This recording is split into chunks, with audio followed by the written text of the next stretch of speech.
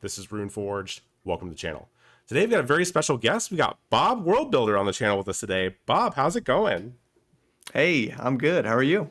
I'm doing really well. I think we were just talking right before this. I got a little bit of congestion going on here. I think you said you've got some convention crud that you caught from a Page. Was that right? That's right. I don't want to besmirch Paige's name, No. great convention, but this year I did happen to pick up something along the way. Yeah. And I don't think this is particular to any one convention or anything like that. From what I've No. heard, whenever anybody goes to any sort of large gathering of people, people have a tendency to get sick. So it is what it is, right? Yeah, part of the cost of doing business. Yeah, absolutely. So I think imagine that most people that watch my channel probably already know who you are. But for a handful of people that don't, would you mind telling them a little bit about who you are and what you do? Sure. Yeah. So my name is Bob. I go by Bob World Builder on YouTube, and I've been making videos about RPGs for about 7 years now. It'll be almost 7 years this spring, and for a long time, like everybody else, it was a lot of fifth edition coverage because that was Yeah, the hype that I was into for a really long time. sure. But from even my early days of playing, I always did have this itch for like, okay, but what if things were like a little more dangerous again? Like I liked the low levels of play. That was Yeah, always same. my preference in that game. And so, yeah, gradually I kind of discovered what started with Dungeon Crawl Classics, Yeah, and then that kind of opened the door. Oh, and actually around the same time it was like Call of Cthulhu. And so, yeah, I over the years have sprinkled in lots of other TTRPGs on my channel. And one of the ones that I always say I wish I could play more is Shadowdark because it does so many things of yeah, how I would want to have stripped back fifth edition. sure. And of course, like, it's kind of coming from two directions, right? Like the modern, I mean, what's the tagline, right? Modern mechanics, but like old school style or something. Yeah, And so, for that reason, I have written one book for Shadowdark thus far called Delve. yep. I got a copy of it over here somewhere. Boom. Yeah, show it off. Yeah, and this is the alternate version of the cover. We ended up having a weird situation with covers with that project. Yeah, But that I did with another publisher who had a lot of experience publishing 5e stuff. So that was kind of my introduction to Kickstarter sure. through them. And now I'm doing my own smaller scale project under the shadow of Helfast Spire. So it's the premise is that it's sort of like a Cursed Scroll for Shadowdark, and that it has a bunch of classes. It's got a dungeon, it's got a setting, it's Yeah. got magic items and monsters and all that good stuff kind of mashed in here. And you were grateful enough to be willing to let me come on and talk about it for a little while. So, Yeah, absolutely. I'm excited to get talked about it. It's probably gonna be the main topic of discussion for today. I feel like you've already given us a little bit of info, but you just want to give us like a quick high level overview of like what's gonna be in Hellfast Spire. yeah, sure. So, like I said, classes, there are 4 classes, each of them kind of tied to this little setting. If I can find the page quick, I'll show the cool Yeah, hex map I I made love the for map. this. Very cool. Oh, did you make that? Did you Thank draw it you. yourself? I did the map Oh, very myself, yeah. cool. Yeah, I did not do the cover or anything here. I should say this a fantastic cover is by Alexei Gorboot, who does a lot of very pulpy, but very vibrant as well Yeah, artwork, and that's exactly kind of what I wanted for this. very cool. Yeah, but yeah, I did the maps that are in here, and and some other like interior kind of splash art, whatever. The classes are also done by a professional artist. Gotcha. Anyway, we were talking about what's inside. Yeah. So yes, it's these 4 classes that are all kind of tied to this setting, and really, I guess I should say it started with the dungeon because I had originally kind of wrote this or created this setting as part of a little one shot that I wrote for another YouTube creator that I'm sure your viewers are familiar with, Professor Dungeon Master. Absolutely. Yeah, so he and I are pals, and I wrote this one shot to run for him, actually using the Daggerheart game system. Okay. And then because this one shot just mentioned a dungeon, the Coal Catacombs, I had just kind of come up with that as, I don't want to say a throwaway name, but like a Sure. cool, evocative little name Of course. that in that adventure was just like a pathway, basically like a single check of like, oh, this is one way you can infiltrate Helfast Spire. But that name stuck in my head for Yeah. a long time, the That's how it Coal goes. Catacombs. Yeah, and I was like, I have to make this dungeon. and I have to do it in Shadowdark, just because it would be way better of a fit. Sure. So that was kind of the genesis of the project. And then really it was when I decided like, well, it would be cool to make this like Berserker class, to make this Yeah. Necromancer class. It kind of spiraled into this whole It always Cursed Scroll does. Yeah. like project. Yeah. Very cool. I actually really love the idea to kind of go with a Cursed Scroll adjacent format. That's what a lot of Shadowdark folks are familiar with. I think it makes a lot of sense. Thanks. Yeah, yeah. And like I said, it was just kind of like it came together that way, where it just had all these different parts. And like the one thing it doesn't have, I'll say, is I didn't create a bunch of new spells. And that might actually be something we talk about a little later. Okay. But yeah. Yeah, very cool. I think it's going to be a really awesome project. You said it was coming to Kickstarter. It's February 10th. Is that correct? February 10th. Okay, That's cool. correct. And we'll have a link to the Kickstarter page down in the video description, so folks go check that out. Absolutely. Thank you. Yeah.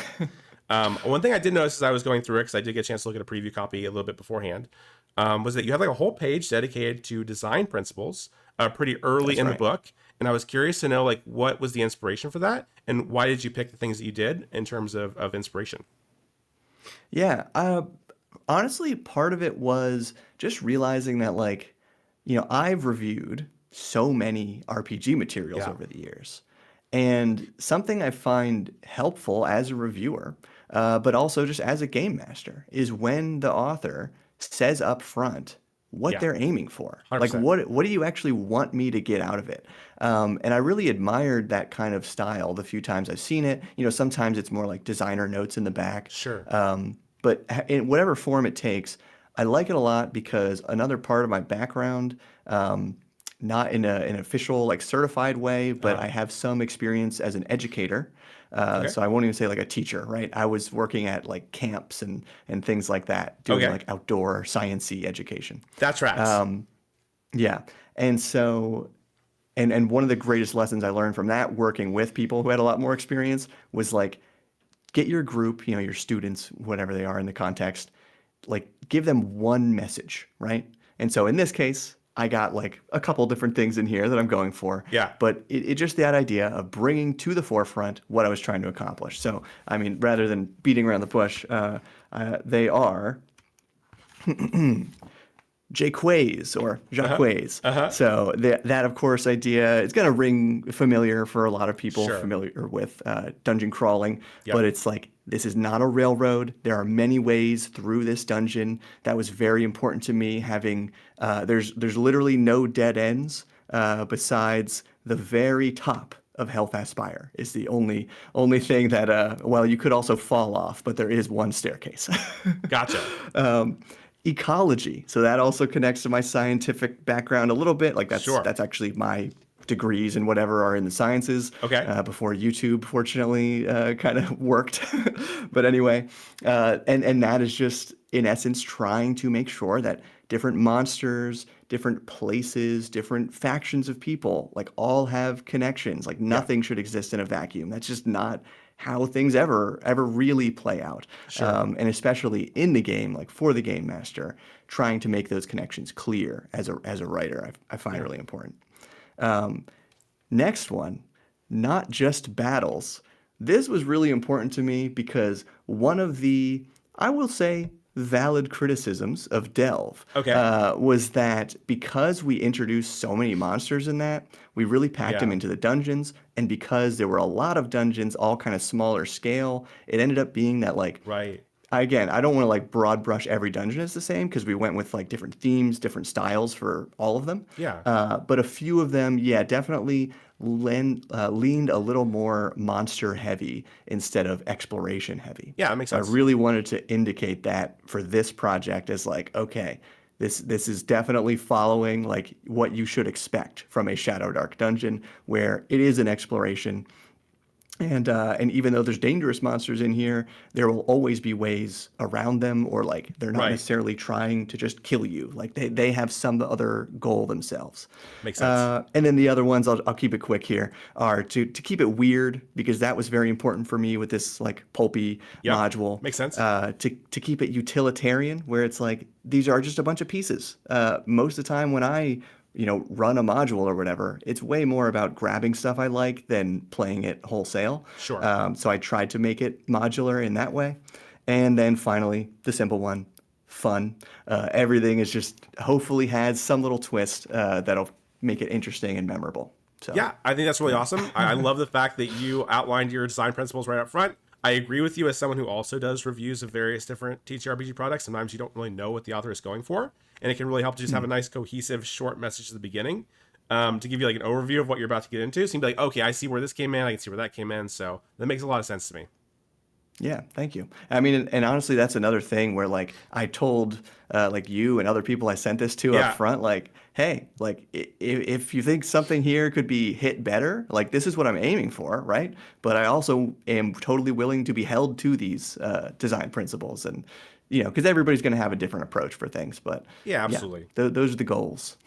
Very cool. So earlier you mentioned a little bit about there are was 4 new classes coming. I think you said Berserker, Mountaineer, Necromancer, and Tunneler. Do you have That's any? correct. Yeah. Do you have any favorites you want to spotlight or walk through with us? Oh man.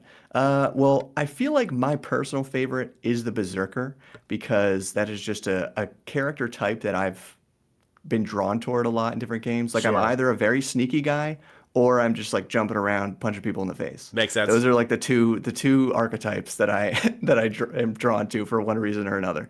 Um, and so I will say though, because that one's gonna be like in full in the free preview on the Kickstarter Okay, page, I would almost rather like dedicate time to a different one just great. to have a little more exclusive info here Hey, maybe. I'm all for that. So yeah, so I will talk about the Tunneler maybe because I don't Okay. think he's gotten much coverage anywhere yet. That guy, the name is right in there. Yeah, Here's our again, illustration by Simon Underwood. love it. So he's just literally burrowing through some part of the dungeon here, beneath some creatures above. Uh huh. Uh huh. And I'm gonna read the little flavorful thing here. Please I don't do. know if it's weird to just like read right out of the book, It's but here we not.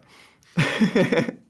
Muscled laborers toiling in musty, glittering mines, wiry explorers contorting through cramped passages, stealthy soldiers burrowing beneath enemy defenses. The tunneler has trained to be buried alive and dig until they reach the light. And so, like any old Shadowdark class, we got our list of weapons here. I did add a mining pick as a piece of gear Okay. in this supplement, so that is also one of the weapons listed here. And in addition, one of their pieces of armor is a helmet. So it's similar to a shield, but free hands. Very handy. Okay. This guy does have a D8 of hit points per level, Yep. and then 3 thematic abilities. So I will read so I'll go in order of simplicity here. Okay. So we have Spelunking is one where it's just kind of a list of skills, so similar to a thief or roguish type, Okay. but much more narrow in scope, right? Where these are specifically detecting and avoiding natural hazards, Makes sense. and presumably underground, intuiting direction, and moving in small spaces. And that was important to me because one of the things about the Cold Catacombs dungeon is a lot of the passages are listed to be like crawlways. So it's just Okay. like very tight areas that Right. unless you're playing a halfling or a tunneler or maybe a goblin, it could be tough getting through those spots. Sure. According to how the GM just wants to run that spot. Secondly, this guy has an ability called Demolition, where only twice per day, had to put a limit on this, you'll Of see course. why, they can spend 1d4 rounds to craft available materials, intentionally vague there, Uh huh. into a blasting flask. And a blasting flask is basically like a more mundane version of the Goblin Bomb item, Okay. if you're familiar with that magic item from Shadowdark. And specifically, it does a little less damage, but it is this explosive, what's the word I'm looking for? Area of effect, Yeah. right? Type damage that this otherwise martial character can have. And I think that makes him pretty unique and is also just tied to the idea of this guy blasting through parts of the dungeon if needed. Yeah. And lastly, in that vein, one more feature on here that was actually written by the editor, Michael Putlak, because he was like, Yeah. I feel like this guy needs one more thing. Is called Cave In, and so once per day, the tunneler can just collapse a close-sized stone or earthen passage, so kind of sealing off part of the dungeon. Yeah. Which I've already heard from some other creators who I contacted about like maybe doing any kind of coverage really. They ran a session with this, and Oh, one of very their people cool. playing a tunneler used that to like cut off their escape Yeah. during one part of the adventure. So it was really cool to hear that already coming into play. Yeah, it sounds like a very thematic class tied in really closely to the actual dungeon itself. Also a very dwarf coded class, if I don't mind saying, which is I'm a big fan Yeah, of. So yeah, absolutely. this is one of the ones that stood out to me as like, oh, this is really cool and thematic. So I'm glad to see it got Thank you. included. Yeah. I was going to ask you, do you want to talk a little bit about the design differences between your Necromancer and Kelsey's Necromancer? Because I know that Yes, yeah, okay, yeah. yeah, I'm sure that's something people are going to have questions about yeah, because everyone following the Western Reaches Kickstarter, who's yeah, probably everybody watching this, video, yeah, we all just got access to that playtest doc, yeah, and I will say I was just extremely relieved to see that she, of course, like theme-wise, it's the same class, even in the title, but sure, mechanically took it a different direction where, and this is actually something I referenced earlier, she created tons of original spells yeah, for the Necromancer, all very thematic, and allowing it to like touch on this theme in like a myriad of ways. So very right, exciting approach.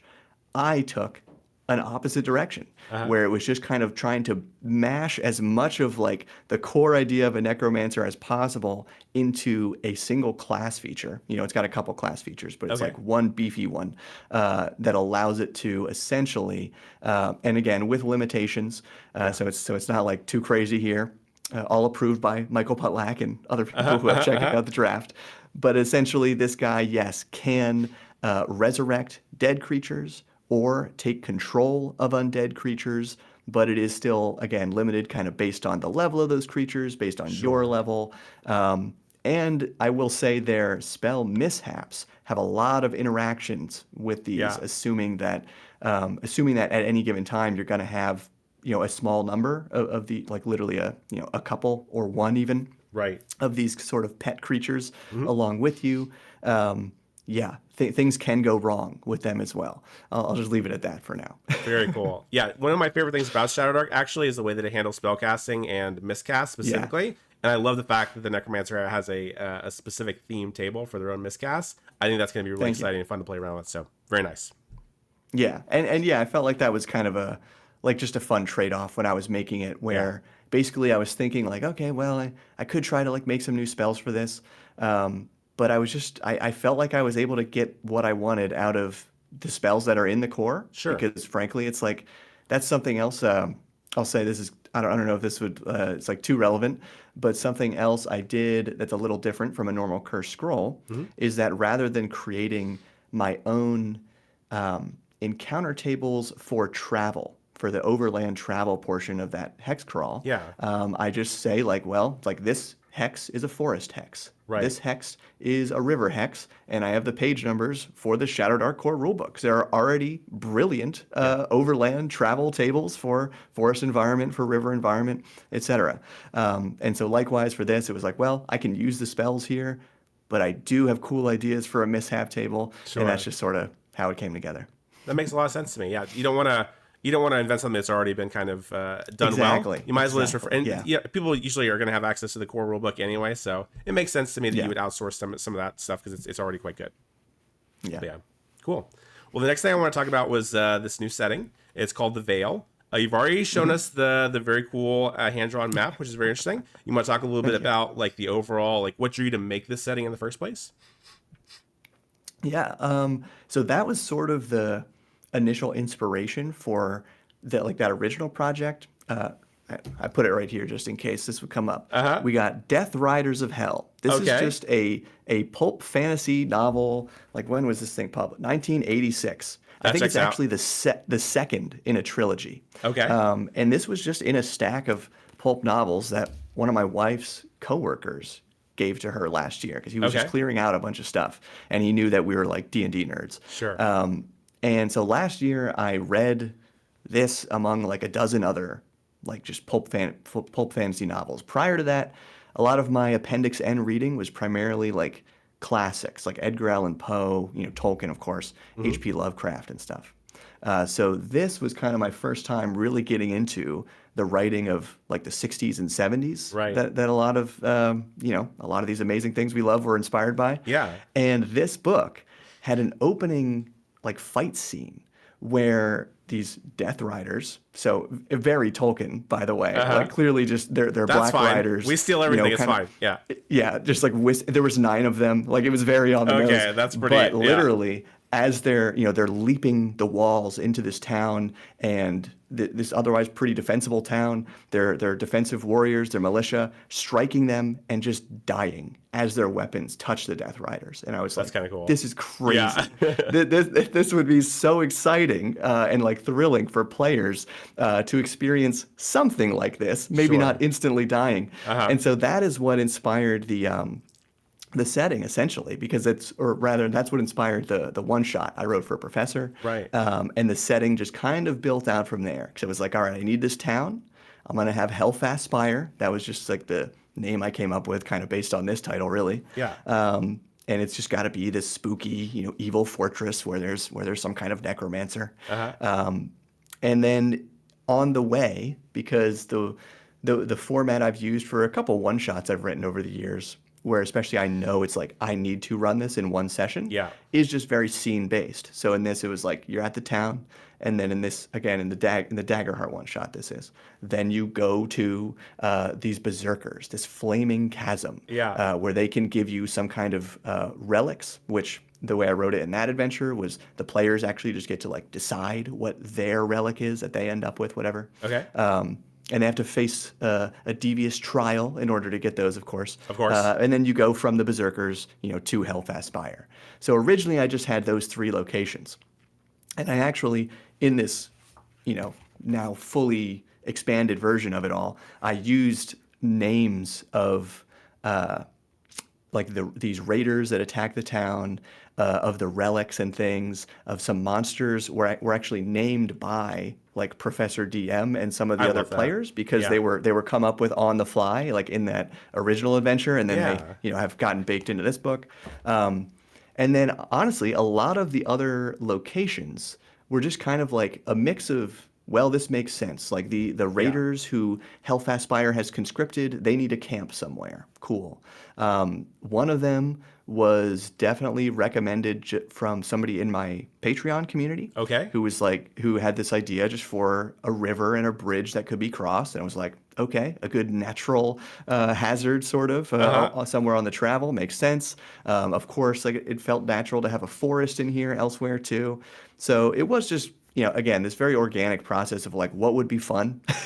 And what do I have good enough ideas to like make it solid enough for it to be its own hex. Yeah, no, that makes a lot of sense to me. That's kind of similar to the way that I do things as well. I have an overall idea and I start thinking about, well, what would be here, what would be there, and then, I have a cool idea. Is there a way that I can fit this in somewhere? Yeah, it's really cool. And I love the idea that you outsource some stuff to your community. You got some ideas from friends that you were playing with in your own games, and now you've like made it canon in this world. I think it's a very cool concept. Thank you. Yeah. So, were there maybe 1 or 2 locations you wanted to do a little bit more of a deep dive into and give people a little preview of? Let's see. Yeah. Okay. So, in the spirit of a cursed scroll, so there are 10 of these hexes, and I fit it on one spread. I was very proud of that. Yeah. And so let's see. We have the village. We got I'll mention this one here for sure. That was one of the new ones created for this. And it was kind of a matter of like, one of the suggestions from a patron was just like an old watchtower. And it was just kind of I think it was just empty, the way they described it. It's like part of the river hex, more or less. Yeah. But I was like, well, it would be cooler if there were like a wizard living in there, right? Of course, yeah. So we got a Krog Tower, the last ruins of an ancient fort. The raiders have made many attempts to claim this bastion from the 10 gargoyles and Krogazan the musician. Unknown to all, Old Krog is a Rakshasa, plotting his own takeover of Helfast Spire after other contenders kill each other. And this demon, cursed Red Palm, so this is a connection to another hex, Red Palm the tree ant, for fun, because that's sort of another mystery going on again Yeah. from one of these other locations. Is there's a forest with this bloodthirsty tree ant that apparently used to be friendly, and there's all these different rumors for who did this, how did this happen, Very and it was cool. just this demon for the heck of it. Yeah, I really like that because I love the idea of interconnected hexes because it makes the world feel more alive. It also provides a really good reason for PCs to travel from one hex to another naturally without you having to kind of force them to do something. And yeah, I love the idea also that the wizard is secretly something else. I think that's a cool little reveal. Yeah. All right, very cool. That sounds like an awesome location. Is there another one that you wanted to showcase, or would you like to move on? Let me think. Yeah. You know what? Roll a d10 for me. You got a dice around you? Yeah. I actually do. Hold on. This is actually the first time I've used this. A friend of mine got me this for Christmas. It's like it's a D6, Whoa. but it's got little spinners on it, so you can do all the different the D&D dice in here. So let me roll a D10 for you really quick. 8.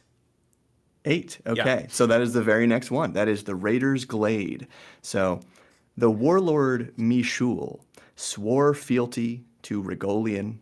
These are names referenced prior, but so that is the master of Helfast Spire. For her aid assaulting the village. He died in the attack with most of his band. This camp now hides 40 raiders split into factions led by 3 soldiers.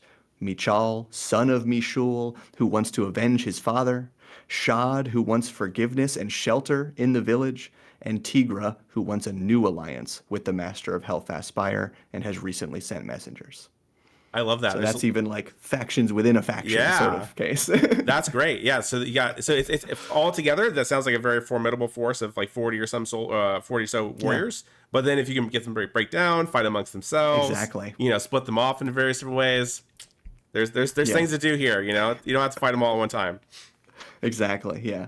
And I will say this. So this warlord's name, Mishul, that was directly from that first session I ran, where I looked to one of the players and was like, okay, what's the name of your nemesis, this warlord who's attacking your village? And they just looked right across the table at Professor Dungeon Master's wife, Michelle. And so that's where that name came from. That's awesome.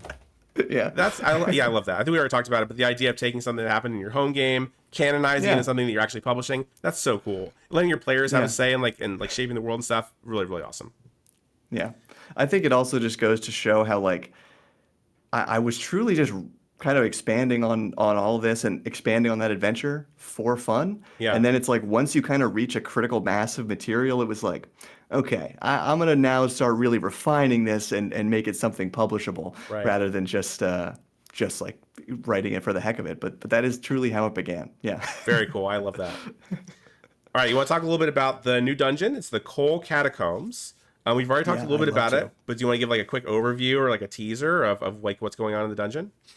Yeah. So this is one where, let me see. I'm going to grab something from the background here. Yeah.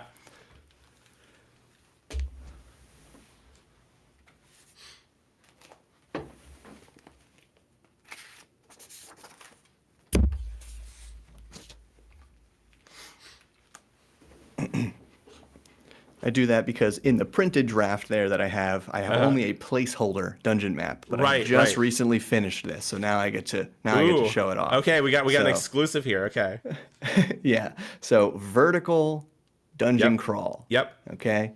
I did make some tiny. This might be very hard to see, but for hopefully a little ease of running our 5-foot squares, as many people prefer, or at least expect for a Shadowdark map. Yep. Every room does have these tiny hatch marks along the bottom. Oh, I see them. Yeah. That might be a little tricky to see. I see it. I didn't want to like overlay an entire grid on this, but yeah, so that is part of it as well.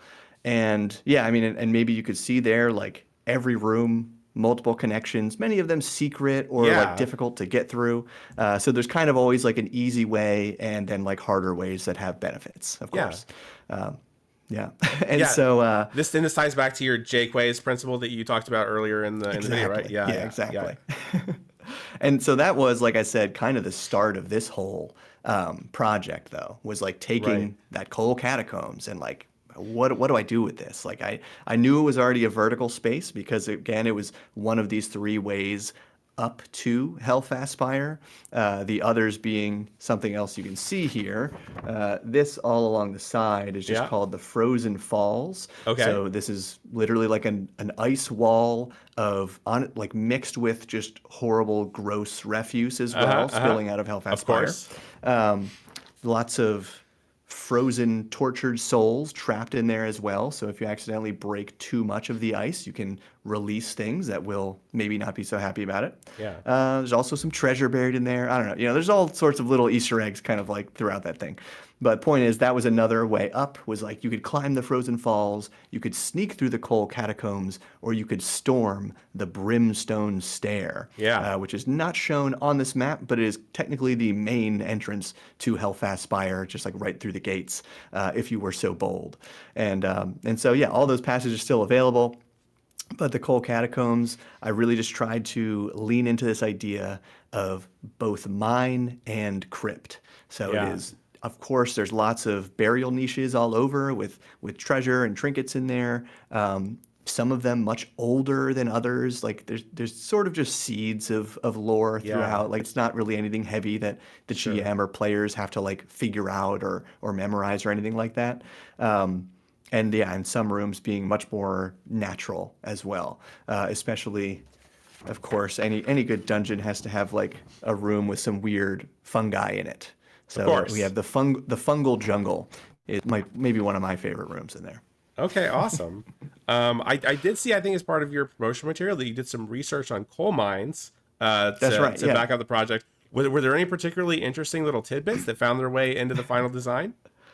Yeah, the main ones, because of course I was thinking like, well, something pretty classic that maybe should still end up in here because people might expect it is like some kind of rule for like a collapsing room, because that's of course a danger of mines. But really what stood out to me and what felt just more unique, something I wanted to put in, was there is so much jargon, essentially, like lingo that miners really around the world, but I guess these are from the English-speaking world, have come up with to talk about different parts of like their job and the things they had to look out for. And so a whole series of these things are basically like layman's terms for different fumes, different, chemical compounds that can like build up in chambers of a mine.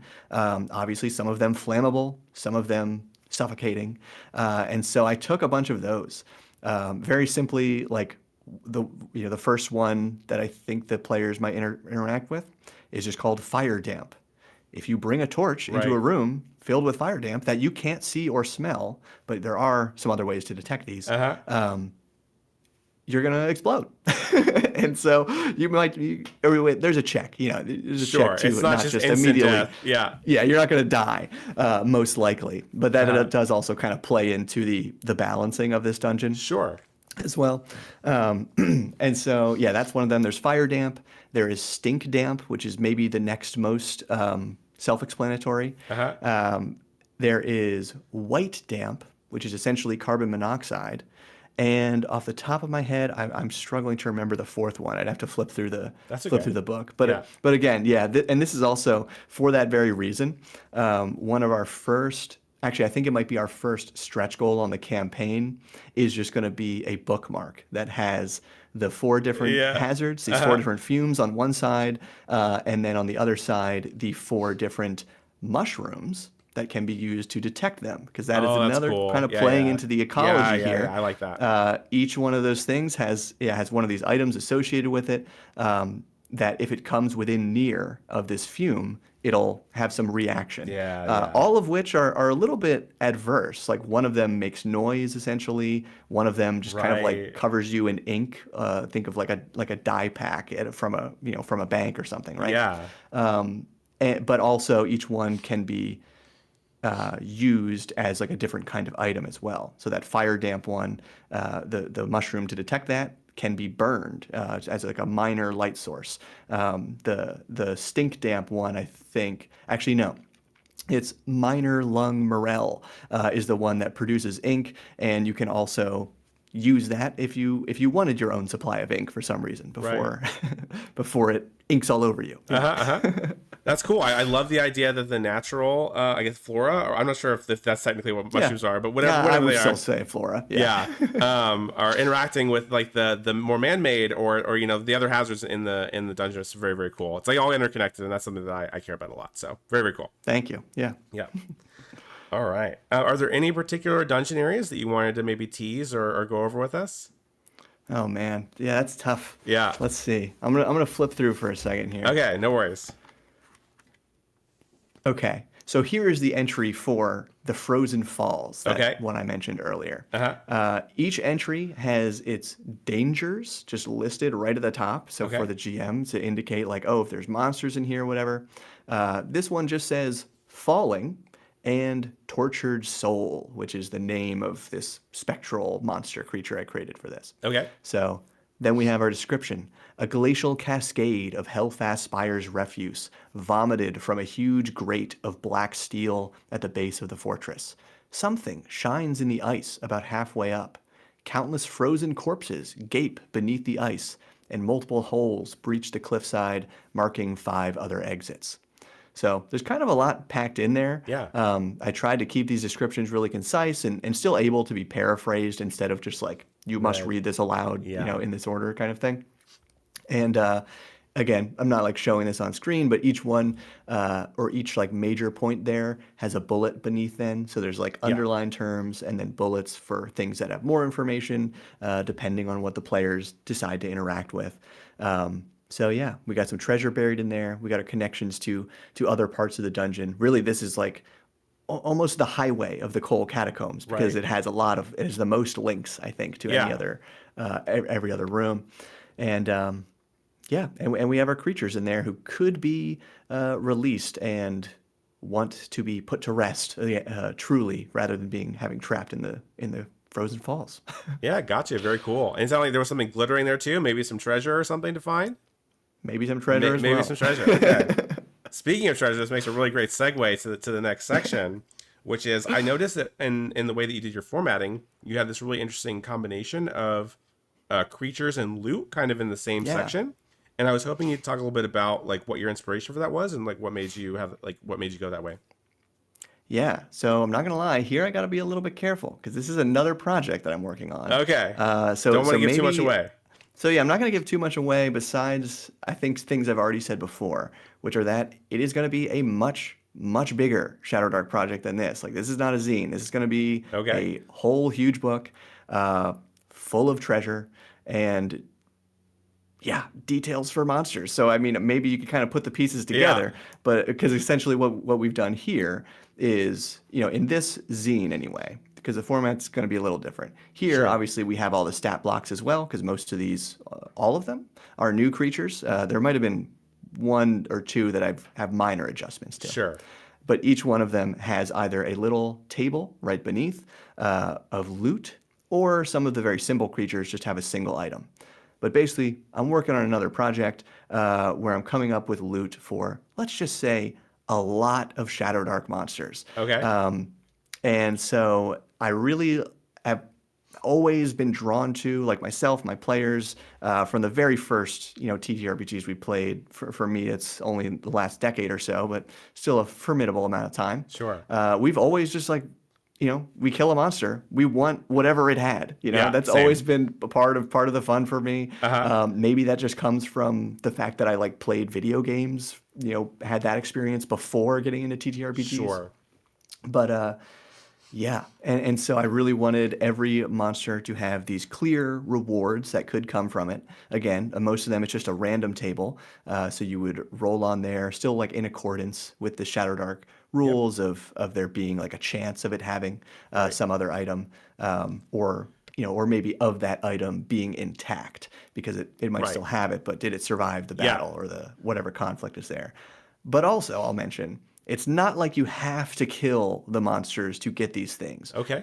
In most of the cases, and I want to say almost all, because it was something I aimed for, it could be something that, yes, if you find a way to ally with this creature, maybe it'll give this thing to you temporarily to help you achieve whatever shared goal you might have.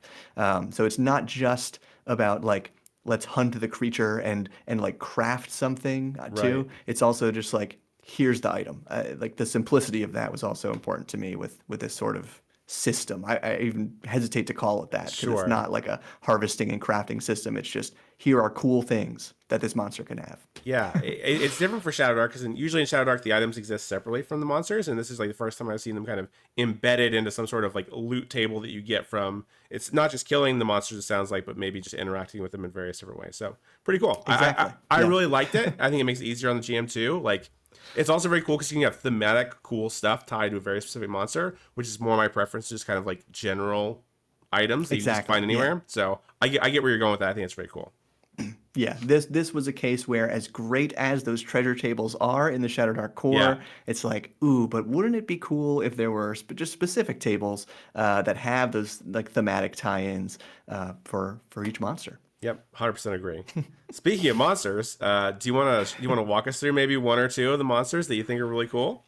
Yeah, and I'd love to talk about the dragon of this dungeon, who is this weird giant bird thing Yeah. on the cover.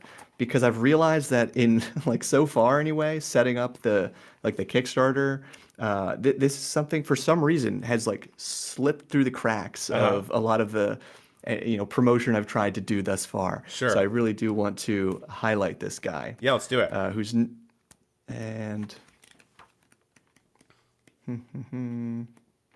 Okay, the last monster, Uldrune the Great Black Heron. This immense black bird moves and coils like a serpent on crooked stilt legs, buzzing gutturally through its lance of a beak. So the stats are definitely based on the dragons of Shadowdark. So Sure. got a good amount of hit points here. It does have its single like beak attack, well, that it can do multiple of, or it has sort of the equivalent of a breath weapon.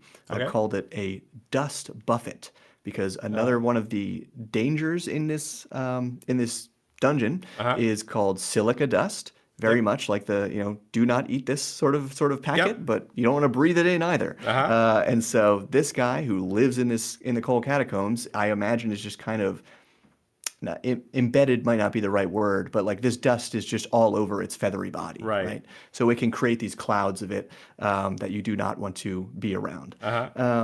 And also it has an ability called Song to sort of daze and hypnotize a little bit creatures who might be wandering through its lair. Because that was also important to me, that it's not just like a beast to fight. Like this thing also wants to mess with you a little bit. Yeah. Like it is older, it is wiser, and like this is its home, right? So if you're gonna be messing around in here, like it's gonna mess around back a little bit, and there's still a chance, like it's not an unbeatable foe. But I've written in here too that like it's also not a thing that's gonna fight to the death. Like it can and will probably get away, like unless you're really smart about trying to find ways to outsmart it. Gotcha. Yeah. Would you like to tease maybe one or two of the items that you might be able to get if you were to interact with with the Heron? Okay. Because that's why the people are really here, right? They want to see all the sweet loot. They want the loot. Yeah. So the lowest item on the table, because each one is each table is kind of ranked in order of the XP, gold value of the item. So the lowest one is just a bunch of that silica dust. Like, we just ended up getting a bunch of this dust that we could use as our own sort of pocket sand if we wanted. Yeah. And then we've got, let's see, maybe I'll just read the names. Okay. So we've got the Feather of Devotion. You can imagine what that might do. Sounds sick. We've got a Mushroom Folk Spore Sack. Okay. So again, that and hopefully that's also showing a little bit of connection to other creatures in this dungeon. Yeah. Right? We also have the Sword of Winter's Bite. And I'll skip one here and also read that this guy, you might also find a potion of Frost Dragon's blood in this layer or on this creature. Again, connections to that. Again, that's kind of what I mentioned before. The connections to other lore of this dungeon that you do not like need to worry about, but it's there. That's cool. And then we also have Necromancer's beads, the Hellhelm, and the Mattock of the Titans, which is actually a Okay. Advanced Dungeons and Dragons item from way back in the day. Yeah. Very cool. Well, I think that's probably enough to whet people's appetites for the various different cool stuff that might be on that particular creature. So very exciting. Cool. So I want to shift topics a little bit. You talked a little bit about your experience publishing for Shadowdark before with Delve. And I was wondering if you would tell us a little bit about how publishing for Shadowdark is different from publishing from some of the other systems that you've worked on, which I imagine is a lot of 5e, but maybe you have other examples as well. Yeah. I'll say to date, probably most of this, it's got to be most of the stuff I've done is for 5th edition. Yeah. A lot of them were short one-shots that I had just published PDFs through my Patreon over the years. Okay. And have since put them on Drive-Thru-RPG. But yeah, actually my most popular, well, my individual, like me, rather than the collaborative project I did with Evantier. Sure. My most popular things are actually a supplement that I wrote for Dungeon Crawl Classics, although it is very compatible with any old school game. Okay. Called Scrim, which is very Yes. clearly Skyrim. based off of Skyrim. Something else. Yeah, literally, because again, and that's also a case where it's literally just what like my wife and I like jokingly called Skyrim for whatever. Like, oh, I'm gonna scrim for a couple hours as code for playing Skyrim. And so. Again, and loosely based on it, but again, anyway, we're kind of getting off track. That's a cool DCC thing I made, and that Daggerheart one shot I wrote actually has done really well as well. And so this is the first time that I'm publishing something like from the ground up completely for Shadowdark. Okay. Because the one other Shadowdark adventure that I had published individually, which I might have over here, and will also be available as part of the Kickstarter. Okay. Is called Witch's Word, Dragon's Doom. Okay, I'm not familiar with this. Yeah, and so this is something I actually wrote when I was one of the GMs for Green Dragon Fest, which is this annual small convention where like a bunch of game masters with YouTube channels, basically, or like their publishers or something, run games for guests, and it's a pretty small event. And so I wrote this to be like my adventure for the first year. It is Shadowdark, but it very much does the thing I described earlier, where it's like I know I need to run this in a one shot. Right. I have a limited number of hours for this, and I don't want it to be again a thing where it's like, well, we're gonna go in the dungeon and then like see what happens today. Right. I want it to be like this climactic thing because this was like a big event, Green Dragon Fest. Sure. And so people were really like expecting a certain kind of play, and so that one again very like scene based, and I basically just describe it as very theatrical. Okay. Whereas this new project, Under the Shadow of Helfast Spire, definitely ground up, modeled off of Shadowdark, the core, and Cursed Scroll 1 is really like my main things. And that's kind of how I like to do it when I'm really like honing in on a system like that. Right. Because I just find that like the further lifetime a game system has, things do kind of spread out. Is what the word I'm looking for. Whereas like even with Dungeon Crawl Classics, like the things I refer to most are the core rules, the reference book that has all the tables in it, and then like a bit from the DCC annual, which actually did come out a number of years later, I guess. But like the iconic modules of DCC, just like the iconic modules of Shadowdark, it's like they're the things that come out first, like that have the most history, were the most tied to the core. And so, those tried to be, or I wanted those to be my touchstones for this project. And so, anyway, to kind of get back to the question, because I really keep spinning off on this one. You're okay. Is, what was different here, I guess, was just being extremely intentional, kind of following this principle called like, when I was in college, one of my non-science things I did, and wow, immediately another tangent, right? But one of my non-science things I did was a couple poetry classes. Okay.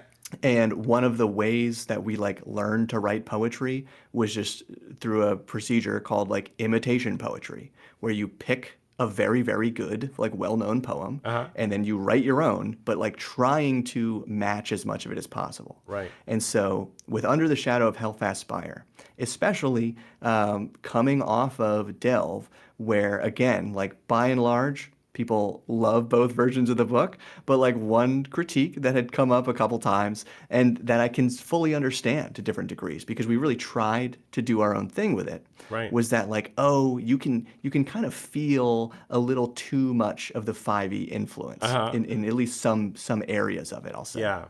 And again, that's totally understandable because we wrote these two things at the same time, and in a very real way, I'm sure the 5e version also has a lot of that Shadowdark influence. Sure. That was kind of our intention, right? Right. For this one, it was really about like trying to keep it pure, right? And so Uh-huh. again, that's why it was like imitating the Cursed Scroll one in a way. Yeah. Once I realized I had all these pieces Sure. and was so close on that track anyway. So.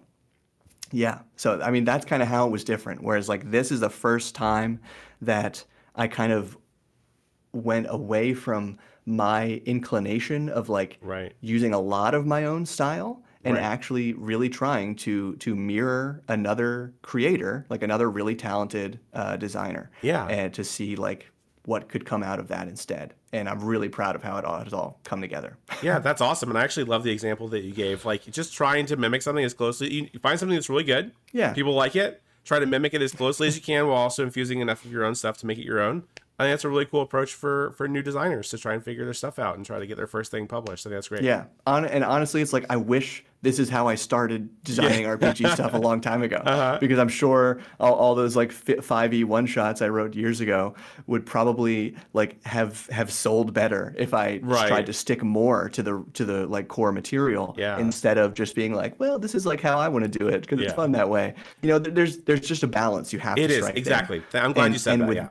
Yeah, and with this one, I really think I just nailed the balance. And Okay. again, a lot of that came from the feedback of like being built on a couple games I ran for people, feedback from folks like you, like, you know, prior to this, William Sure. here, you like emailed me a bunch of excellent points about like, Thank you. here's some things I might change. And like a lot of things, you know, you also gave a lot of good praise there as well.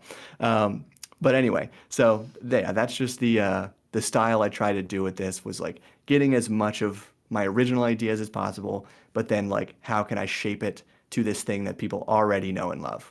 Boom. Yeah, absolutely. No, I think that is about as clear and concise as you can make it. I think that's a really good capstone to that segment of the video. So fantastic. Cool. All right, so we are kind of coming up on time here. We're coming up on like about an hour here. So, did you want to go ahead and get into some general hobby stuff for like the last couple minutes here, or is this feel like a nice natural ending point to start wrapping things up? Honestly, as much as I feel like that was probably a cool ending to the video, I'm down to just talk for a little more. All right, let's go further. Yeah. Sounds good. So I think we've already talked about it a little bit, but I was curious what drew you to Shadowdark originally, away from stuff like 5e, away from Dungeon Crawl Classics. Why Shadowdark? Yeah. It is absolutely just what I will describe as minimalist design Yeah. in its writing.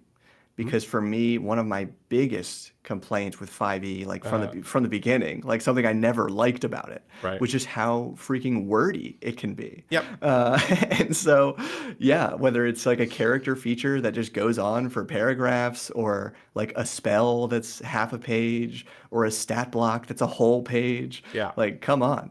And as much as I love Dungeon Crawl Classics, and I think what that game does so well is like it can be very wordy. There was actually a great recent video that I'm sure a lot of your viewers saw from Ben Milton of Questing Beast, Yeah. comparing it to materials I think from Old School Essentials, Oh, and yeah. how that's kind of like the prime example of like stripping things down in a lot of Yes. ways.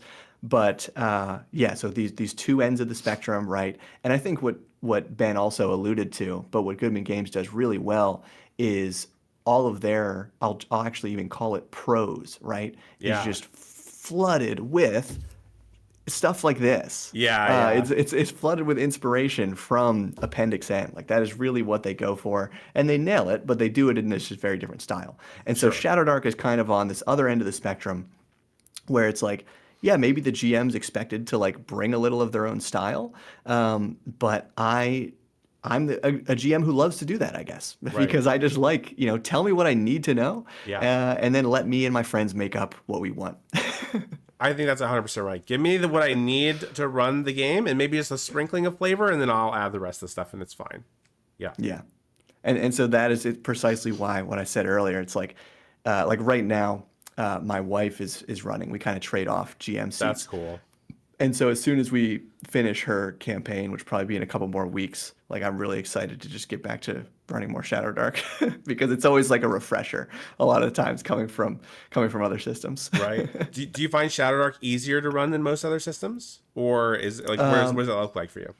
I definitely do, and I think a lot of it is just because, in many ways it does feel so familiar to anyone who, Yeah. like me, started with D20 roll high, strength, dex, con, charisma, wisdom, intelligence, Yeah. advantage, disadvantage. Like the core is identical. So Very like similar. that, those very very core principles Yeah. anyway. And then obviously we got our torch timer, we got our checking for encounters on a more Yeah. rigid basis, things like that.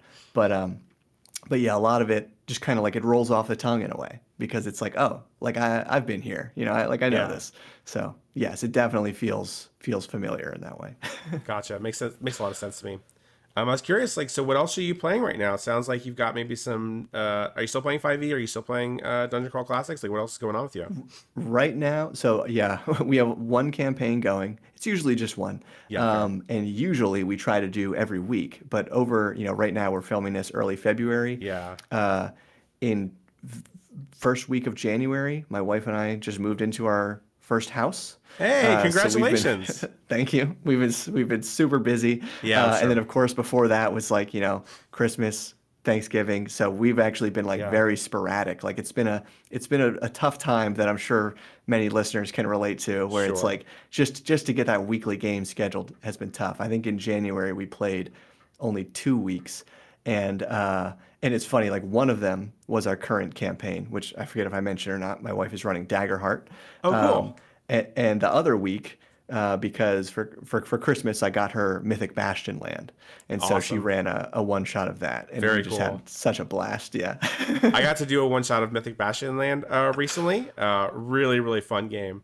I really enjoyed it. Actually, it was more like a 2 or 3 shot, but it was very short. Very short. Yeah, Yeah, I very mean, good. again, that's something else where it's like so little time, right? But I want Yes. to see Yes. more of that because we mostly just used Mythic Bastion Land for the character. Well, I mean, it was the main rules, I guess, but for Sure. the character creation, and then she was actually running another module called the Gardens of Yin Yeah, I've heard of it. that some Yeah. people probably know about. Yeah. Same author, the name is escaping me. Same author as Stygian Library. So again, very very popular supplements. But yeah, that's also kind of emblematic of how we tend to just mash things together as well. So yeah. Yeah, gotcha. I mean, that makes a lot of sense to me. I do think that Mythic Bashland is one of those games that does really benefit like running it like at least a couple sessions, like by the book. Very Yeah. interesting, cool results that come from those random tables. Maybe Yeah. if you're like me, you don't roll those in the moment, you roll them beforehand. But very, very interesting, cool, thematic little things that are happening in that game. So if you ever get a chance to run it that way, I recommend it. Yeah, I know my players would love to because Yeah. we, just from the character creation, they were like, Oh "I'm a yeah. Blood Knight, Yeah. what?" Like, Yeah. so There's some really a lot of cool. crazy obscure knights, and they've got like really weird, cool Yeah, powers. So very, very interesting game. Yeah, yeah. very, very cool. What about yourself? What are you running right now? So right now, I've been mostly been doing Shadowdark one shots. I ran a Okay, Christmas game that's kind of centered around Krampus, which I'll probably be okay, publishing next year, which is very exciting. cool, And cool. then I'm in the process of working on a game jam entry for Baron DeRop's Right. 8-bit NES inspired Shadowdark adventure competition. I've almost got that wrapped up. I'm actually commissioning some art for it right now, which is very exciting. Excellent. Yeah, Yeah, that's yeah. always such a, again, Oh, so it's so like the nice. most exciting time of Dude, publishing something, I think. Yeah. yeah, yes. Seeing like your cool ideas and then seeing somebody else who's like really super talented bring them to life and art is Yeah. just like the best feeling ever. So very excited about that. I'm going to be running that probably soon for my group, assuming I can get it done relatively quickly. Yeah. But yeah, so that's what I'm doing right now. I also want to be playing some Fabula Ultima at some point here pretty soon, which is more of like an anime kind of Okay. inspired Yeah, yeah. tabletop That's one RPG. I see often recommended. Yeah. Yes. And then also Nimble is on my list as well. Very excited to use that Yeah. as more of a 5e kind of replacement. We'll see how it goes, though. Yeah.